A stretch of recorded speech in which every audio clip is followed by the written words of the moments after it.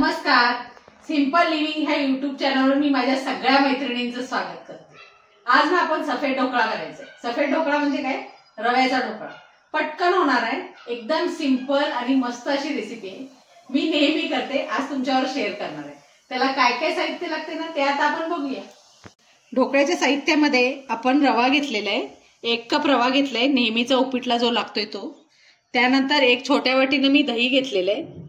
त्यानंतर लसूण, मिरची म्हणजे 2-3 मिरच्या, 1 कुडी लसणाची आणि थोडीशी कोथिंबीर ह्याचं वाटण घेतलेलं आहे मी. त्यानंतर 2 चमचे साखर आहे, चवीपुरतं मीठ आहे आणि हे कच्चे जिरे आणि त्यानंतर आहे इनोचं पाकिट प्लस त्यामध्ये घालायसाठी पाणी. हे सगळं साहित्य जे आहे ना ते आपल्याला ना आधी मिक्सरच्या जारमध्ये घालायचं आहे, कारण त्याच्यामध्ये आपल्याला थोडंसं पाणी वगैरे घालून फिरवून घ्यायचं आहे.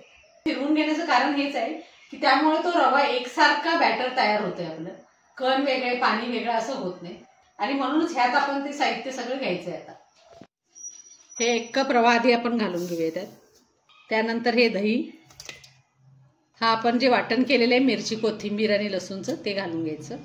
त्यानंतर ही साखर 2 चमचे, चवीपुरतं मीठ आणि पाणी.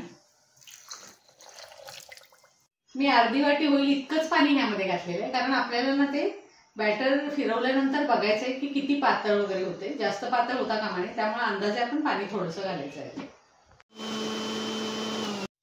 हे बघा आपल्या मिक्सरमध्ये आता हे फिरवून झालेलं आहे. असं साधारण पातळ आहे. हे थोडंसं जास्त पातळ साधारण आहे का माहितीये का?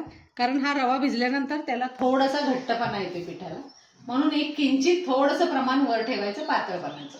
आता हे आपण 10 मिनिटं झाकून ठेवूया आणि नंतर आपण ढोकळा करायला घेऊया. 10 मिनिटं आपण हे ढोकळ्याचं मिश्रण झाकून ठेवलं होतं. ते नंतर मी आता बाउलमध्ये काढून घेतले आणि साधारण इतपत आता हे अशा पद्धतीनं झालेलं आहे. आता ना ह्यामध्ये आपल्याला थोडंसं कच्चं तेल घालून घ्यायचं आहे आणि त्यानंतर इनो घालायचं आहे आपल्याला 1 पॅकेट. साधारण थोडंसंच पाणी घालून आपल्याला ते मिक्स करून घ्यायचं. आता हे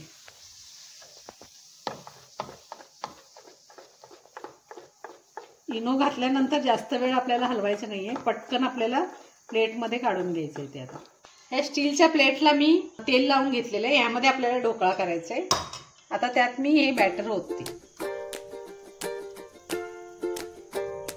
ह्याच्यावर थोडेसे ना आपण वरून जिरे टाकायचे आहेत असे. ते चवीला पण मध्ये मध्ये आले की छान लागतं. आता आपण हे शिजायला ठेवूया. तर स्टीमरमध्ये मी पाणी उकळत ठेवलं होतं, जाळी ठेवली मी. त्याच्यावर आपल्याला हे ढोकळ्याचं ताट ठेवायचं आहे आणि आता एक 10-12 मिनिटं ठेवूया आणि बंद करूया. मग बरोबर 10 मिनिटं झालेली आहेत आपल्याला ढोकळा ठेवून. हे बघा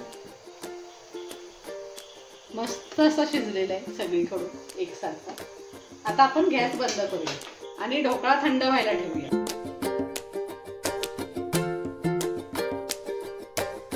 ढोकळा आता थंड झालेला आहे, तो आता कट करायचा.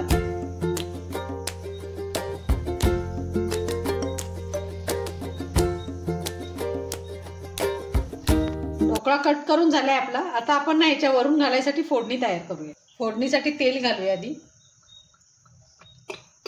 फोडणीचं तेल गरम झाले. आता आपण फोडणी घालूया.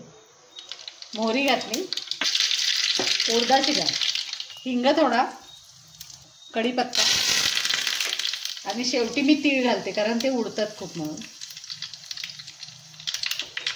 आता ही फोडणी आहे ना ती आपण ह्या ढोकळ्यावर ओतून घेऊया.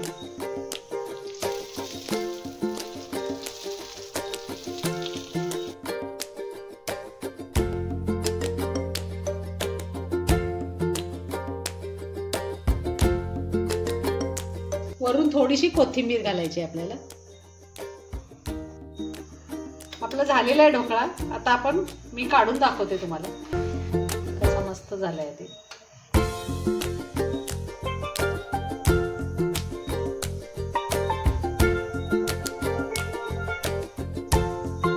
मस्त असा ढोकळा स्पंजी तयार झालेला आहे. एकदम छान झालाय. जाळी फुटली सगळीकडून त्याला. मस्त असा ढोकळा आपला तयार झालेला आहे. हा ढोकळा ना साधारण हिरवा दिसायला लागला कारण आपण ह्याच्यामध्ये कोथिंबीर, मिरची लसूण याचं वाटण घातलेलं आहे. पण तुम्हाला जर आतून ढोकळा तिखट नको असेल तर तुम्ही फोडणीत फक्त थोडीशी मिरची चिरून टाकली आणि ढोकळा पूर्णपणे सफेद केला तरी पण चालेल. असा हा खमंग ढोकळा तुम्ही पण करून बघा आणि छान छान अशा कमेंट्स मला द्या. थँक्यू.